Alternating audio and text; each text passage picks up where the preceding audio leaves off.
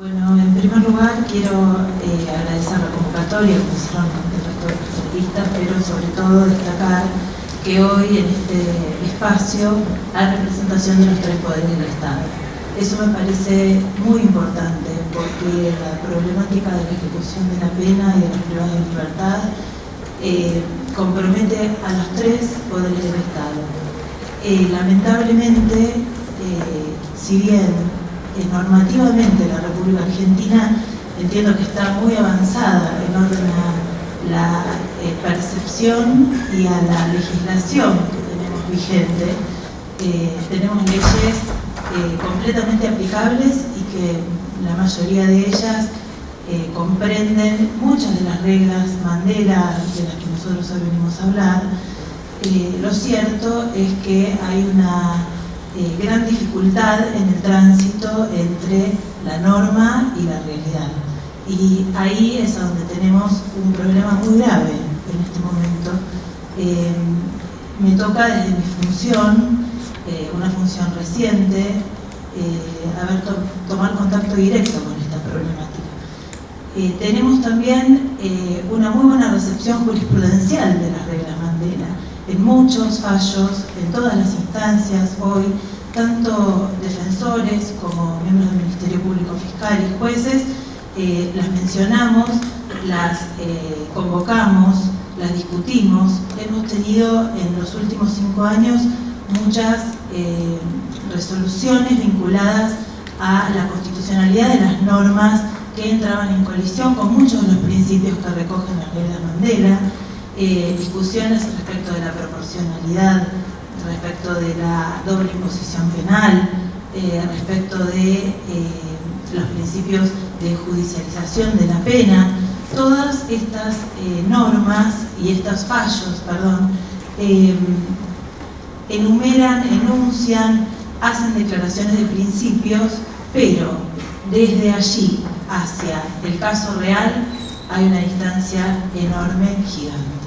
Entonces, desde ese lugar me corresponde a mí traer este mensaje para todos ustedes. Todos los poderes del Estado tenemos que estar comprometidos en solucionar los problemas reales, que son los problemas cotidianos, porque estamos hablando de personas y de la vida de las personas. Nosotros tenemos todos los días, desde nuestra humilde función, entre las manos la vida de las personas. Y tenemos que desarrollar creativamente muchas herramientas con las que no contamos para poder acompañar. Y quiero cambiar una palabra. Acá muchas personas hablan de reinserción, de reinserción, de reinserción. Nosotros no vamos a insertar a nadie nuevamente en la sociedad. La persona que está privada de su libertad forma parte de nuestra sociedad, lo dijeron varios de mis compañeros precedentemente. Yo prefiero hablar de acompañar el regreso al medio libre. Porque no insertar es insertar cosas, y acá estamos hablando de personas. Es acompañar ese regreso. En ese tránsito, les hablé de que creo que la jurisprudencia está en movimiento, de que las normas están en movimiento, faltan otras acciones reales. Hay en la exposición de motivos de las reglas, se habla de la importancia fundamental de los derechos humanos en la administración diaria de la justicia penal. Y a eso es a lo que quiero apuntar en mi exposición.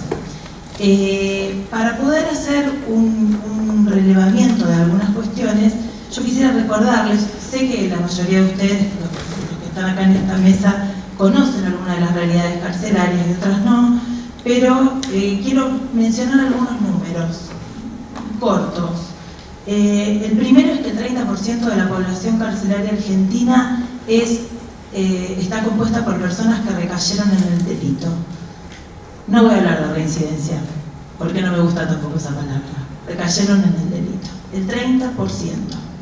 Evidentemente hay algo que estamos haciendo mal. El 50% de las personas que están privadas de libertad en nuestro país, tanto el sistema federal, estoy incluyendo el sistema provincial también, son personas que carecían de trabajo o profesión al delinquir. El 50% solamente contaba con educación primaria. Y Una cifra que me preocupa también es que al día de hoy el 65% de la población penitenciaria federal está compuesta por personas que están procesadas sin condena. Solamente el 35% de las personas privadas de libertad están condenadas y por lo tanto participan de este sistema de condenados. ¿Qué quiero decir con esto? Que los programas se dificultan en su aplicación en todas las áreas, sea en el área de trabajo, sea en el área de educación, que seguramente los va a ilustrar mejor que yo la licenciada Laferrière, en el área de salud. ¿Por qué? Porque estamos atendiendo un sistema federal con personas que están todavía siendo sometidas a juicio. Los dos grandes complejos, megacomplejos que están en la zona más cercana metropolitana, que son el complejo de Ezeiza y el complejo de Marcos Paz, tienen esta cantidad de población procesada, y esto dificulta terriblemente el avance en el régimen de progresividad, porque son personas que, según nuestra propia normativa vigente, pueden tener 2 años de prisión preventiva con una opción a un tercer año de prisión preventiva, o sea, 3 años sin a veces poder ingresar a un programa real de tratamiento. ¿A qué le llamo yo programa real de tratamiento? A recursos reales. El trabajo es trabajo y no es trabajo de fajina, por ejemplo. Porque el trabajo del fajinero es hacer o llevar a cabo las tareas cotidianas sin una formalidad laboral. Si en un megacomplejo como es el de Marcos Paz hay entre 1.600 y 1.700 alojados, allí trabajan 1.300 penitenciarios, y de trabajo formal que no tiene que ver con fajina tengo nada más que 60 puestos de trabajo, tengo un problema real. Entonces, ¿cuál fue la idea que yo tuve al buscar una forma de utilizar este espacio? Saber también cuáles son los motivos de las quejas de aquellos que están privados de libertad, ¿no es cierto? Entonces hice un relevamiento muy informal, porque nosotros, por ejemplo, manejamos estadísticas de cantidad de habeas corpus, pero no sabemos cuáles son los objetos de los habeas corpus. Y ahí es a donde tenemos también que poner la mirada. Y resulta que me encontré con una noticia que era la siguiente: cuando hasta hace 3 o 4 años el problema estaba enquistado en los traslados, hoy ese primer motivo se desliza, se corre de la escena para aparecer otro motivo, que es el de la necesidad de acceder al puesto de trabajo. ¿Por qué? Bueno, ustedes sabrán que hubo una evolución normativa al respecto, o por lo menos jurisprudencial, de reconocimiento de derecho al trabajo, y hay una posibilidad de percibir un salario. Entonces, todos aquellos que están en condiciones de trabajar quieren acceder no solo a eso, quieren acceder al máximo de horas laborables posibles semanales y a las condiciones dignas de trabajo. Ustedes saben que hoy, por ejemplo, en otro de los grandes avances fue que todos los trabajadores tienen una aseguradora de riesgo de trabajo, hay condiciones dignas, pero el problema es dignificar la tarea. Entonces, los proyectos productivos tienen que llegar a tiempo, no tienen que discontinuarse, tiene que haber una continuidad con el momento al que yo llamo minuto cero. El minuto cero para mí es el momento de la puesta en libertad. Esa es la gran dificultad que tenemos los jueces de ejecución hoy. Las herramientas suficientes como para poder acompañar ese minuto cero. Ustedes saben que, y ahora voy a ser un poco autorreferencial en esto, la justicia de ejecución pasa una crisis muy grave. Las condenas que llevan a cabo un promedio de 100 jueces que integran los tribunales orales criminales, los tribunales orales de menores, los juicios correccionales, quedan concentrados en solamente 3 jueces de ejecución penal, que son los que están funcionando hoy en día. Los 3 jueces de ejecución penal a los que me refiero tienen en este momento anotados a su disposición 1/3 de los presos federales de nuestro país.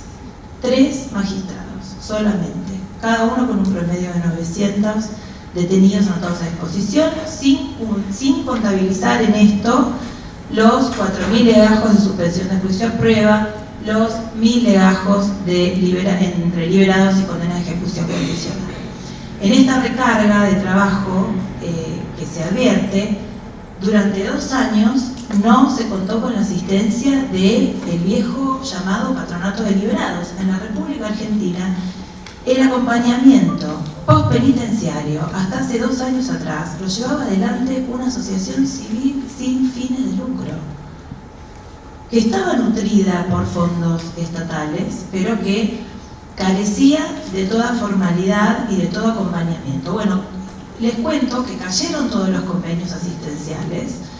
Se creó por ley la Dirección de Control y Asistencia de la Ejecución de la Pena. Estamos luchando para que se pueda poner en funcionamiento nuevamente, porque creemos que la función asistencial es fundamental. Si nosotros no entendemos que tenemos que trabajar con ese 30% de personas que recaen en el delito y que con ciertas herramientas podríamos alcanzar una reducción de recaída, si en el minuto 0 podemos acompañar el proceso laboral interno con una continuidad externa, acompañar la situación de vivienda o habitacional, acompañar la continuidad educativa. ¿De qué me sirve a mí que alguien empiece sus estudios intramuros y cuando sale no tiene forma, porque no hay forma de que pueda continuarlos? Yo no quiero que ningún detenido más me diga que está repitiendo la escuela primaria porque no puede obtener su certificado de escuela primaria. Y esto nos pasa permanentemente. Si no hay un familiar, si no hay alguien que asista, y bueno, y la ley de estímulo educativo, por suerte es una ley que generó el interés, que funciona, pero que tenemos que revisar esos alcances, porque esos son los alcances reales de las reglas Mandela. No hay que ir muy lejos. Para nosotros es trabajo cotidiano.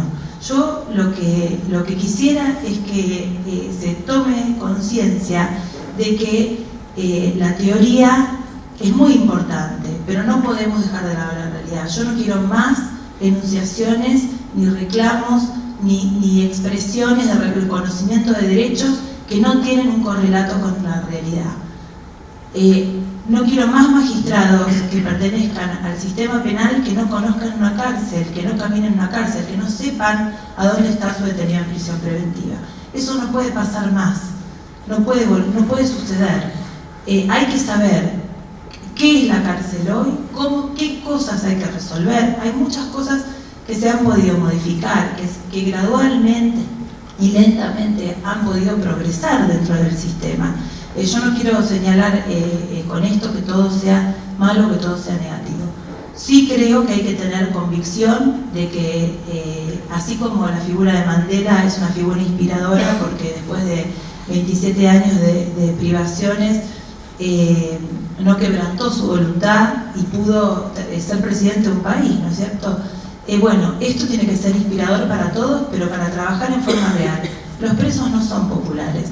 Nadie quiere que uno hable bien de los presos. Los medios son muy tiranos y siempre ponen en cabeza del preso que pague. ¿Cuántas cosas escuchamos tremendas? Y lo que no se entiende es que la pena vence, la pena termina y la persona sale. Y yo necesito creer todos los días que la persona va a salir mejor de lo que ingresó, no peor de lo que ingresó, aunque parezca algo tan rudimentario lo que digo. Y es muy difícil cuando no existen las herramientas suficientes y hay que buscar alternativas permanentemente. No quiero olvidarme de hablar del colectivo Mujeres, ya lo mencionaron en esta mesa. Yo considero que no tiene que haber una sola embarazada ni un solo niño viviendo en prisión, ni uno solo. Las mujeres que están hoy alojadas en la unidad 31 con sus niños están allí porque no tienen vivienda. Simplemente por eso, porque la norma permite que los niños menores estén en domicilio. Entonces, ¿cómo no puede haber una herramienta real para solucionar ese problema? La tiene que haber. Entonces yo los exhorto aprovechando este espacio, a todos los representantes de todos los poderes que están acá, a encarar las acciones reales para poder cumplir con estas reglas. Y con esto voy a cerrar mi locución. Yo quiero decir simplemente que tenemos que hacer lo que debemos, que no nos tenemos que dejar llevar por los efectos mediáticos de nuestras acciones, que no hay que buscar provechos o beneficios con las políticas públicas que se lleven a cabo. Cumplir con las reglas de Mandela nos va a servir para muchas cosas, para reducir la recaída en el delito, para hacer realmente que la pena privativa de la libertad sea la excepción y no la regla, para desarrollar nuevas alternativas para poder cumplir con la pena mediante otros sistemas, como el sistema de prisión diurna, prisión nocturna, regímenes de semilibertad, que están hermosamente recogidos por la ley 24660 y que no se han desarrollado adecuadamente y son alternativas muy válidas. Y por último, para intentar devolver a la sociedad a alguien mejor de aquel que la agredió. Muchas gracias. Buenos días.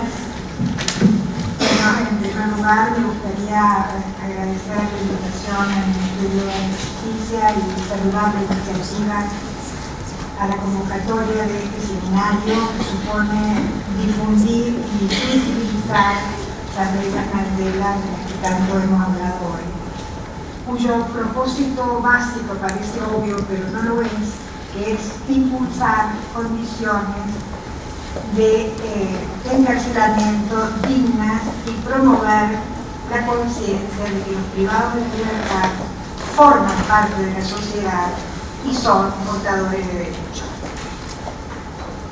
Como se ha dicho acá de alguna manera, la cárcel moderna se funda en primer lugar en esa forma simple de la privación de libertad.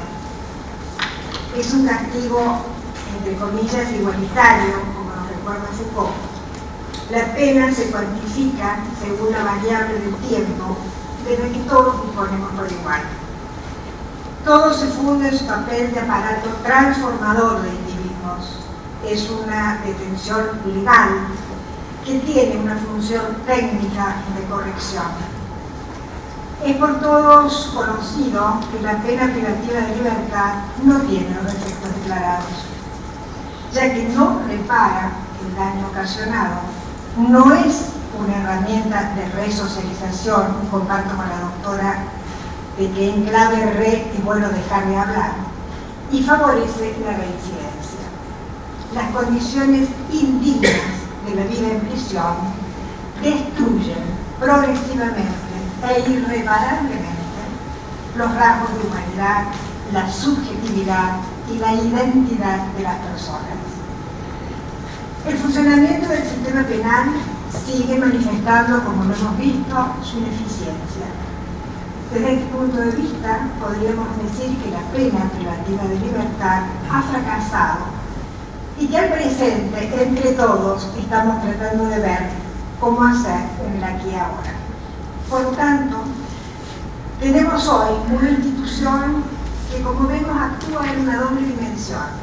Por un lado, la discursiva explícita, donde sostiene todavía que sus objetivos apuntan a la reinserción, a la reincorporación de un individuo a la sociedad, y por otro, la práctica implícita, donde las deficientes condiciones materiales de las cárceles, la escasez de herramientas brindadas al preso para cumplir con el denominado tratamiento indicado por la Ley de Ejecución Penal, de la pena privativa de la libertad, la 24660, la redefinición en términos de beneficios, la educación a la cual me voy a referir después es uno de ellos, y la violencia física y simbólica producida en la cotidianidad de la vida en prisión son claros indicios de un desfasaje entre lo que la institución dice y aquello que hace.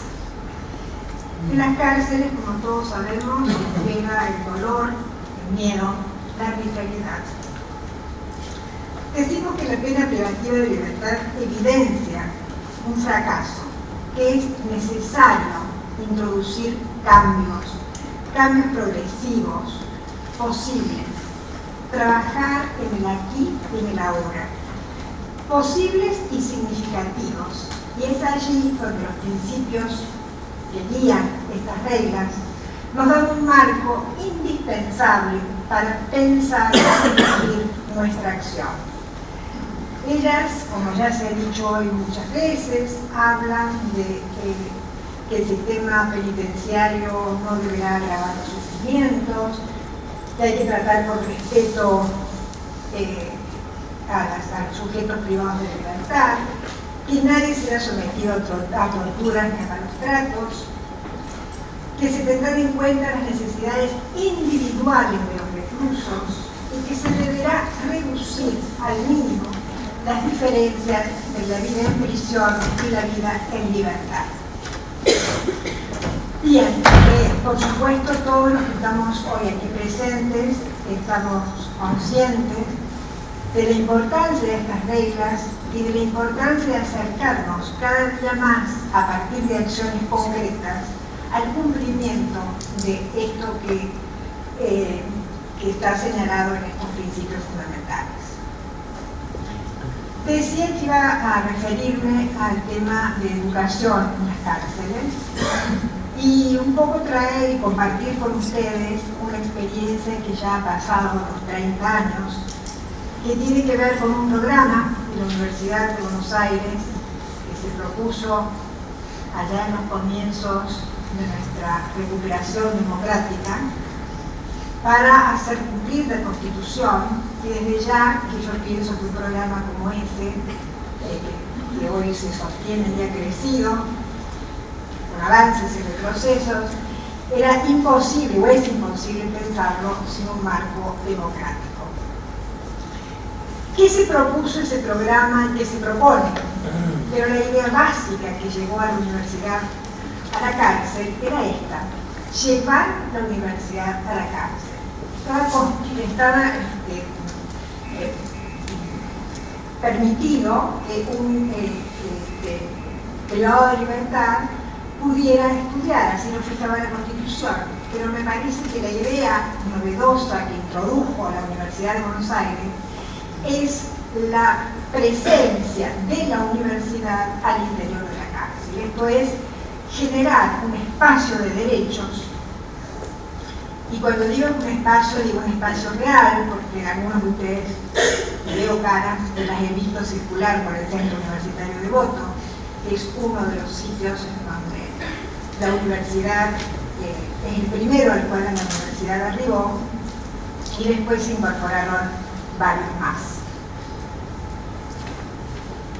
Decía entonces que esta idea de llevar la universidad a la cárcel era esa idea que bien expresa Mandela de reducir al mínimo las diferencias, la idea de tornar porosa la cárcel, es decir, en donde la circulación al interior de ella, la mirada de la sociedad toda, la implicación de la sociedad toda pudiera ocurrir al interior de esos muros.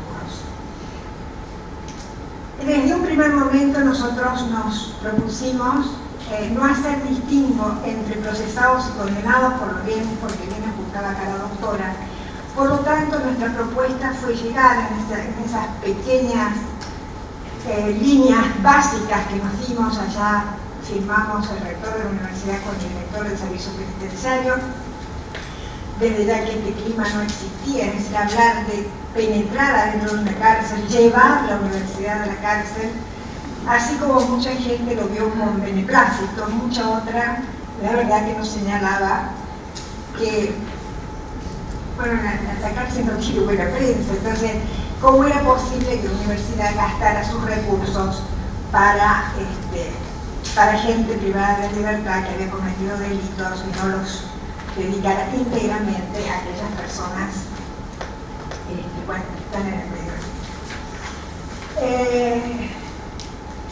Nosotros, digo, más allá de todas las discusiones iniciales, que por cierto fueron muy ricas, estábamos absolutamente convencidos de la necesidad de garantizar un derecho. Y este derecho también nos hacía que, llevando la educación a la cárcel, la idea era de una libertad posible, en la medida en que nosotros otorgáramos herramientas, que en este caso son los estudios, y que tenía que ver no solamente con aquella idea que hoy también se ha trabajado mucho, que es pensando en ese sujeto cuando vuelva al medio libre, que tenga una herramienta, sino que nos parecía fundamental lo que ocurría en esos sujetos mientras durara su tiempo de detención. Porque estábamos seguros de que a partir de la educación teníamos una posibilidad no solamente de construir ciudadanía, sino también reconstruir subjetividades que, por cierto, estaban muy dañadas. Acá el doctor ha dado algunas cifras, algunas estadísticas, de las cuales vemos que son, en su mayoría en las cárceles, sujetos que vienen siendo aislados de agentes socializadores desde la más temprana infancia. Familia, escuela, muchos de ellos, como acá se señaló, no tienen ni siquiera la escuela primaria. En ese sentido también este programa tuvo un efecto hacia atrás, digamos, en general la gente hace la primaria y la secundaria para llegar a la universidad, y acá es desde la universidad que se motivaba para que esta persona, ustedes saben que la Universidad de Buenos Aires pone solamente dos requisitos para acceder a ella, que es el título universitario y la documentación. Entonces esto hacía posible de que muchos, por acercarse a ese espacio, tuvieran que hacer la primaria, la secundaria, y realmente el primer egresado que tuvo la Universidad de Buenos Aires, el primer abogado que tuvo adentro de la unidad de Devoto de JUR, fue un alumno que se recibió habiendo terminado a partir de este programa la primaria en la cárcel. Entonces,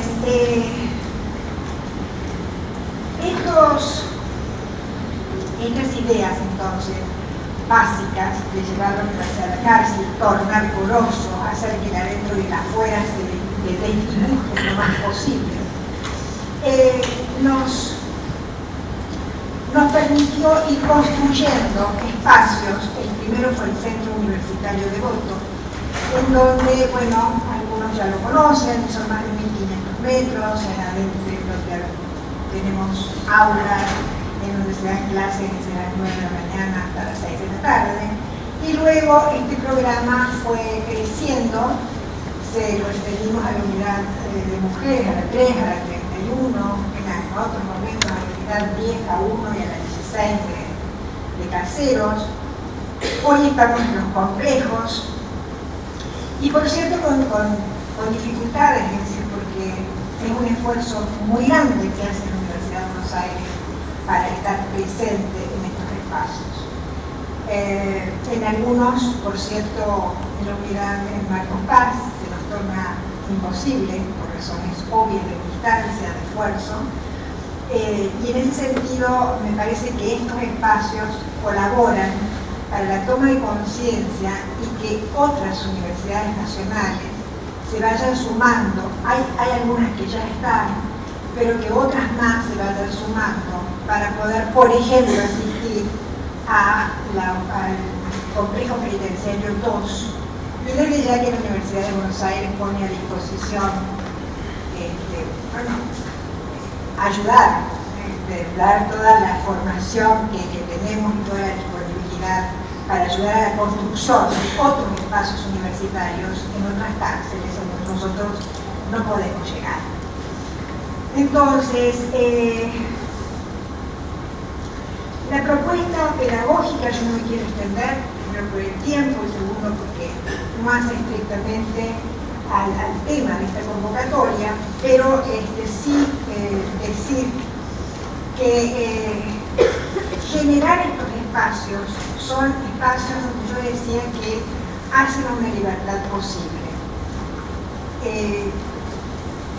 Él decía una frase, el doctor Él decía una frase que a mí me pareció muy interesante, que no se puede enseñar a jugar al fútbol en un ascensor.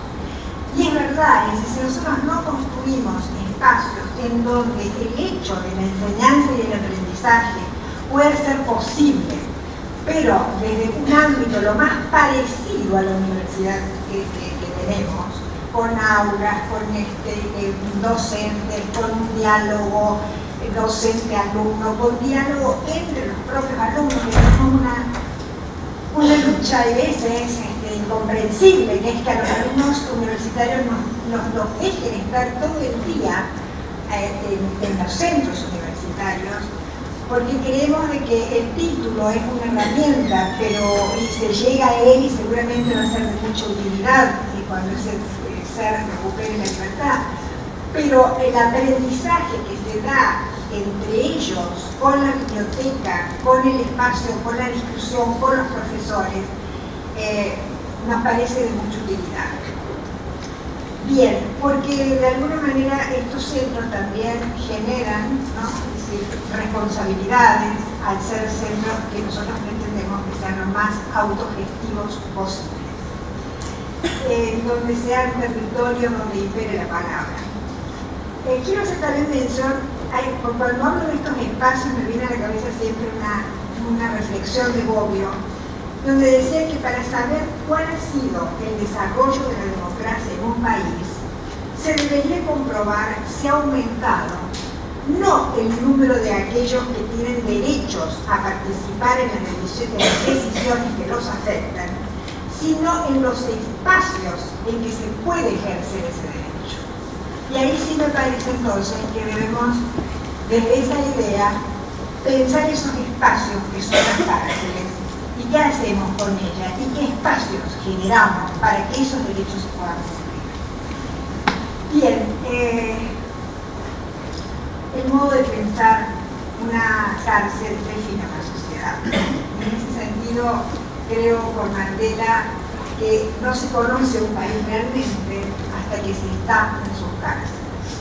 Así que me parece muy bueno de que todos los que estamos aquí estemos interesados en ellas, estemos pensando en cómo producir mejores espacios que contribuyan a sujetos libres. Gracias. Quería hacer 3 puntos breves. Uno, vinculado con por qué puede haber dificultades en la aplicación práctica de estos principios, y diría que eso en parte tiene que ver con el déficit de pensar la teoría, y en ese sentido podemos estar de acuerdo en una buena teoría, pero no sé si aquí estamos, la que está detrás de los principios de Mandela nos hablan de una buena teoría.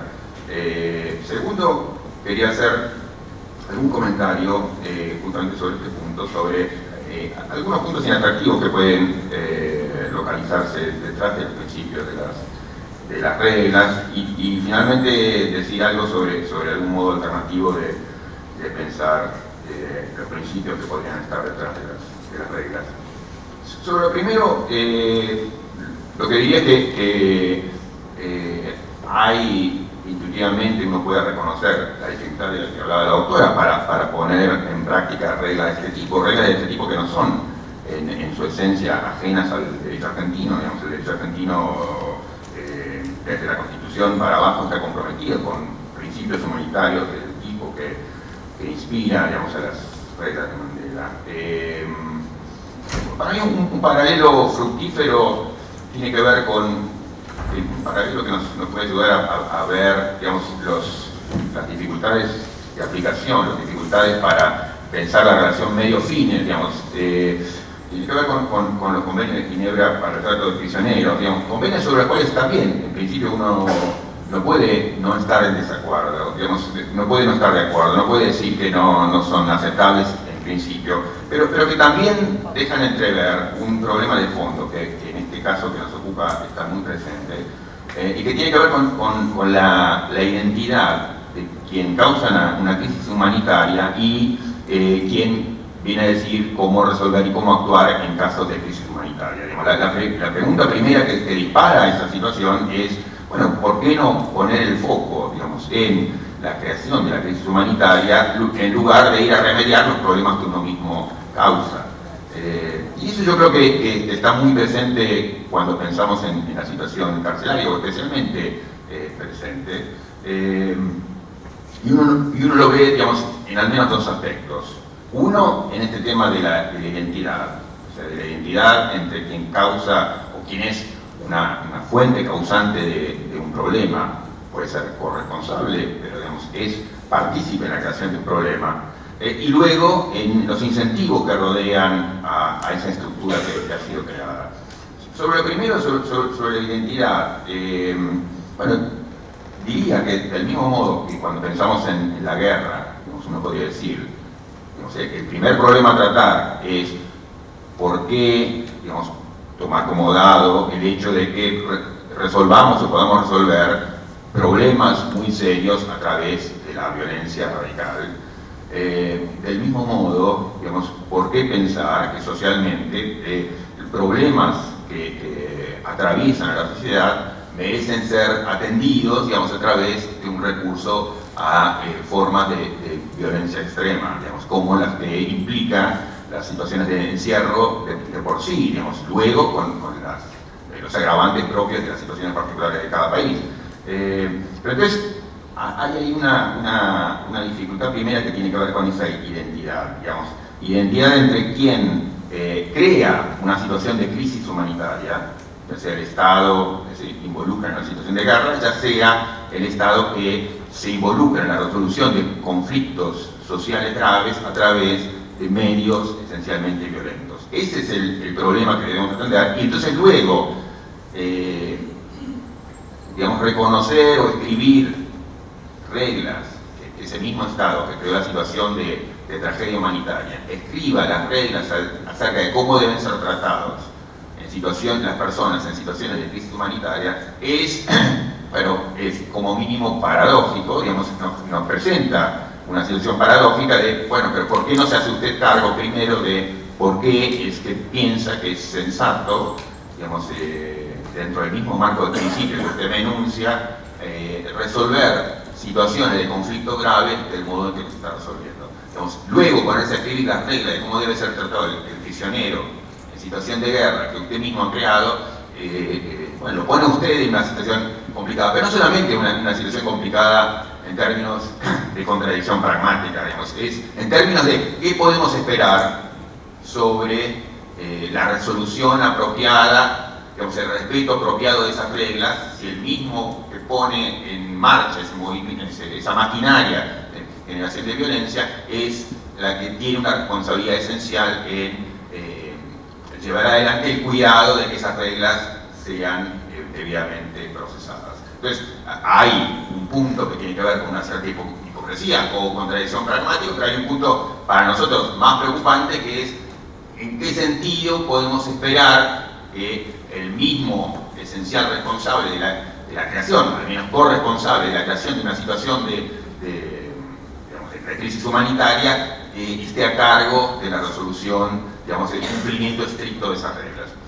En el caso de los prisioneros de guerra hay al menos un incentivo externo, digamos, más interesante, y es que la comunidad internacional, digamos, países no involucrados en el conflicto, bueno, previendo que en un futuro pueden estar involucrados en un conflicto, tienen el incentivo al menos de que, bueno, que haya un respeto, digamos, de esas reglas que se han puesto en circulación. En este caso, digamos, los incentivos son menores porque buena parte, digamos, de los países que pueden suscribir reglas como esta tienen dificultades similares en su propio interior, o sea que el incentivo que puede tener la comunidad internacional en aplicar estas reglas es cuanto menos problemático. No digo que sea nulo, pero digamos es más problemático aún que el que podrían tener los estados intervinientes en relación con los prisioneros de guerra. Entonces, hay un punto que tiene que ver, digamos, este primer punto, en que es dable esperar dificultades en la aplicación de estas reglas, digamos, y es dable verlo a la luz, insisto, de un derecho como el argentino que está comprometido desde la Constitución del 53 con tratos humanitarios, o sea que esos problemas, digamos, podemos anticiparlos fácilmente. Entonces, no solamente tenemos frente a nosotros una situación de contradicción pragmática, sino una contradicción que es especialmente problemática respecto del futuro previsible de estas reglas, porque depositamos la aplicación de las mismas esencialmente en quien es co-creador, digamos, de esa situación de catástrofe humanitaria. O sea que de arranque estamos en una situación dificultosa. Y eso tiene que ver también con lo apropiado, digamos, de la teoría, porque no es simplemente cuestión de escribir una teoría hermosa y después vemos si se aplica en la práctica. Yo creo que este tipo de dificultades que uno puede anticipar tiene que ver con que la teoría está mal escrita, con que la teoría está mal pensada, porque la teoría debe, digamos, una teoría apropiada es una teoría apropiada para la realidad que quiere venir a aplicarse. Y si, digamos, de entrada uno puede localizar este tipo de dificultades, la teoría ya está siendo mala, digamos, hay un problema en cuanto a cómo se piensa, digamos, la regla. O sea, que en ese sentido, uno puede decir, bueno, como los convenios de Ginebra, las reglas de Mandela, son demasiado obvias en el sentido de que nadie puede estar en contra, pero hay algún sentido en que uno puede estar en contra, y es que conllevan un tipo de problemas que merecerían haberse atendido de otro modo. Quería mencionar un segundo punto sobre algunos de los compromisos teóricos específicos de las reglas, simplemente para desafiar la idea de que son obviamente aceptables. Yo creo que también son obviamente problemáticas. Mencioné un primer problema, que es en cuanto a cómo, digamos, podemos ver la relación medio-fines que esa teoría quiere poner en práctica. Pensando sobre los propios fines que establece, digamos, la idea de pensar a la pena, la finalidad de la pena como protección de la sociedad contra el delito es problemática, en el sentido de que, por supuesto, no es el único principio que recorre las reglas, pero es un principio que es problemático respecto de lo que uno podría querer tener aclarado en teoría desde un comienzo. Es problemático porque no me permite cerrar adecuadamente ninguna de las puertas que uno querría tener cerradas. Uno, vinculado con la individualización de la pena. Dos, con la idea de no tratar a nadie como medio para ciertos fines. Tres, digamos, en relación con, bueno, uno, digamos, con la comunidad,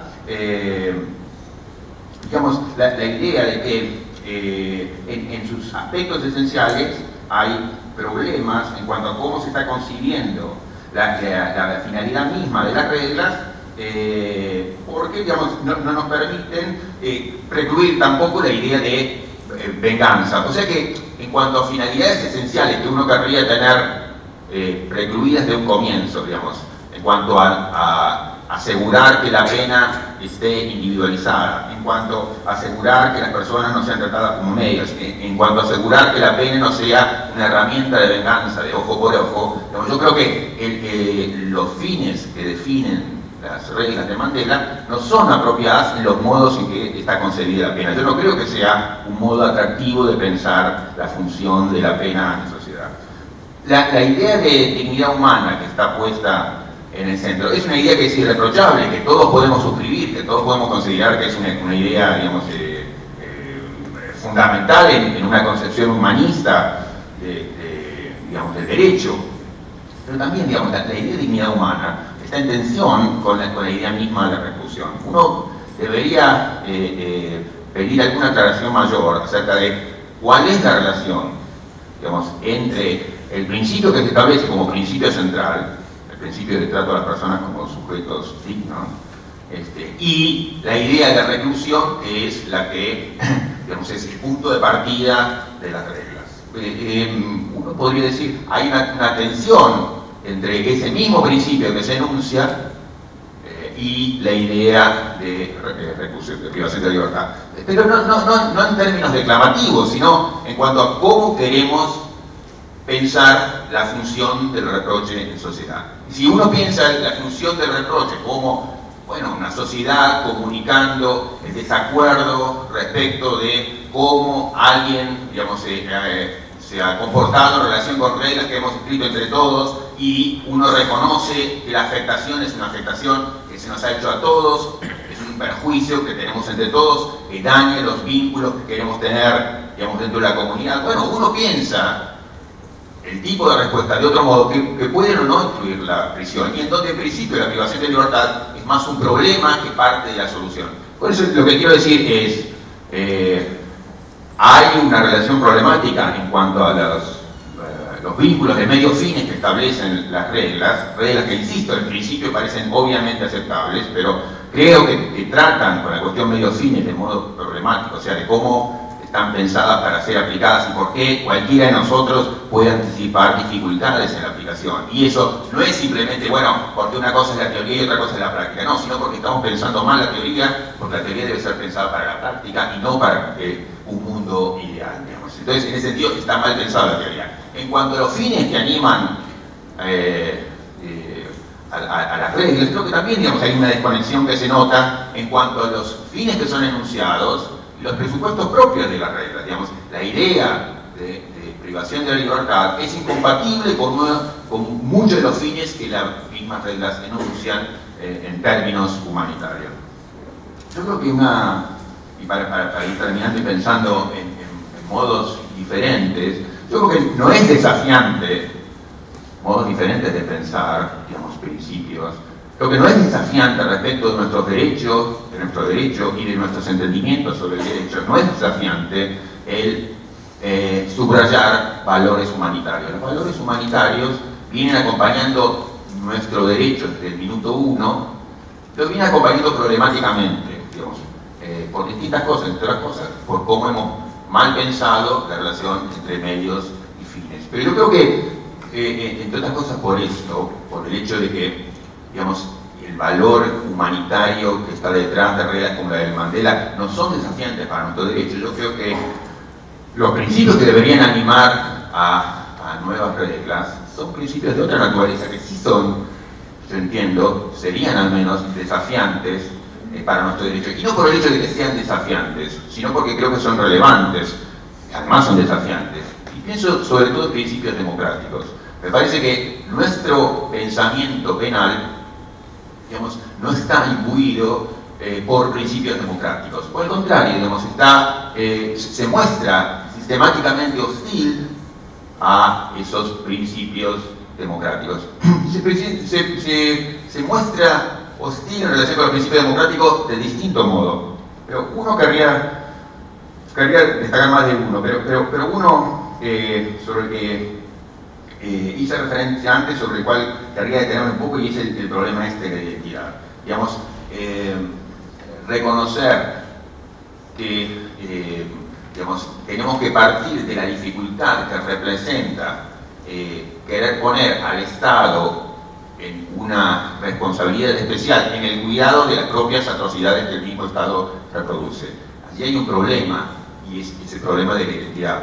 Digamos, como nota a pie de página, esa dificultad de la identidad, digamos, es la que muestra lo engañoso y complaciente, que es una metáfora muy habitual en el pensamiento penal, que es la idea del derecho penal o el juez penal como la cruz roja del derecho penal. La idea de la cruz roja es engañosa, es complaciente y es inapropiada porque no reconoce el problema de la identidad, digamos, que es la Cruz Roja. Es interesante el caso de la Cruz Roja en una guerra. Hay una guerra y viene una institución completamente diferente de los dos estados que, por ejemplo, están en medio de un conflicto y trata de actuar en ese conflicto. El juez penal no es ajeno a ese conflicto, es parte de ese conflicto. Entonces, la idea de la Cruz Roja no reconoce esta dificultad de la identidad, que es nuestro punto de partida. Y contribuye al engaño, contribuye al mutuo engaño, en ese sentido contribuye al discurso autocomplaciente de la justicia penal. Digamos, no reconocer que uno es parte de ese problema. Y entonces uno no es externo que puede venir con su ambulancia a actuar en una guerra. Pero, dicho esto, retomo, digamos, más centralmente la idea de cómo repensar algo que hoy es ajeno al pensamiento penal, que es cómo pensar la reconexión entre principios democráticos y nuestro pensamiento penal. Y me parece que merecería pensarse todo a lo largo, y así como los principios humanitarios, uno podría decir, forman parte de nuestro derecho y también de nuestro derecho penal desde el minuto uno, los principios democráticos no estaban en el inicio de nuestra Constitución y no están en el corazón de nuestro pensamiento penal, ni en el comienzo ni ahora. Por el contrario, digamos, hay una desconexión muy fuerte. Repensar la conexión entre el principio democrático y el pensamiento penal requiere repensar, insisto, el derecho penal sustantivo en todas sus etapas. La etapa de la creación de las normas penales, la etapa de la aplicación de las normas penales, la etapa de la sentencia. En todas ellas, hay mucho, en cada una de esas etapas, hay mucho que decir sobre qué es lo que implicaría el reconectar o hacer el intento de conectar a nuestro pensamiento penal con los principios democráticos.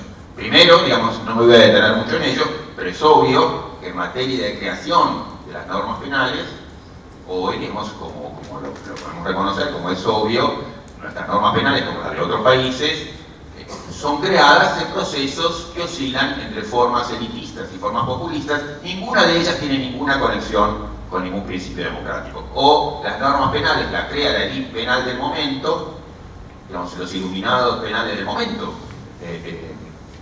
o los vientos que se le adjudican, digamos, a las oleadas de pensamiento mayoritario, a las que nunca se le consulta efectivamente de qué es lo que piensa sobre las normas penales, pero se las invoca. Esto es lo que debe pensar el pensamiento mayoritario. Ni una cosa ni la otra recoge nada que tenga que ver, en algún sentido, con un principio democrático. Ni la comisión de la élite penal, ni el apelar a lo que debe seguramente estar pensando la mayoría de la sociedad. Digamos, una cosa distinta es el debate democrático, ese apelar que nunca consulta, o el resultado de lo que dice la comisión de los expertos, que tampoco, digamos, están afincados en ningún debate democrático. Entonces, en términos de creación de las normas penales, la desconexión es absoluta, pero no solamente absoluta en términos prácticos, absoluta en términos teóricos, porque hay razones que se presentan para defender esa desconexión.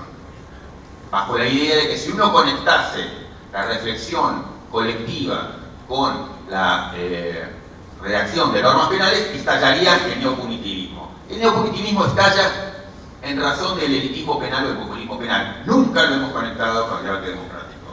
Entonces, la idea de que establecer un vínculo entre debate democrático y normas penales hace estallar, en el sentido de que hace explotar, emerger el neopunitivismo, es falso, en el sentido que el neopunitivismo es hijo del elitismo penal y además no es esperable que ese tipo de conexión ocurra. En todo caso, tendríamos un camino mucho más digno que el camino del neopunitivismo a través del elitismo penal. Pero creo que las experiencias que uno tiene, y existen experiencias de debate público democrático y reflexión penal, la misma experiencia de los jurados, yo creo que son un buen indicio en nuestro país, digamos, muestran que esa conexión es apresurada, torpe y otra vez engañosa. Pero me parece que eso, que la reconexión de principios democráticos al proceso penal puede hacerse otra vez en todas las etapas. Una es la de la creación, otra tiene que ver con el proceso penal. El proceso penal no tiene que estar vinculado con la idea de señalar a una persona por lo que ya sabemos que ha cometido mal, digamos, y sancionarla por ello, sino la pregunta tiene que ser completamente otra, digamos, toda la comunidad en un sentido más o menos intenso está involucrada cuando hay una falta, es una falta en relación con todos, y la pregunta es cómo hacer para que esa persona reconozca que ha cometido una falta que nos ha afectado a todos, pero eso es independiente, digamos, de cuál es el modo, y más, rechaza ciertos modos de reacción frente a esa persona. Esa persona puede, como el tirador noruego, con Anders Behring, digamos, puede decir, bueno, yo estoy totalmente convencido, estoy sano mentalmente, he cometido una falta gravísima y me hago cargo. Bueno, muy bien, puede ser el caso. Aún así, el objetivo del derecho penal tiene que ser otro. El objetivo del derecho penal no tiene que actuar con ese individuo enloquecido como presupuesto. No, el derecho penal tiene que hacer el máximo esfuerzo posible para ganar otra tarea, que es la del convencimiento, y eso implica tratar a la otra persona como una persona que razona y que tiene cosas para decirme a mí.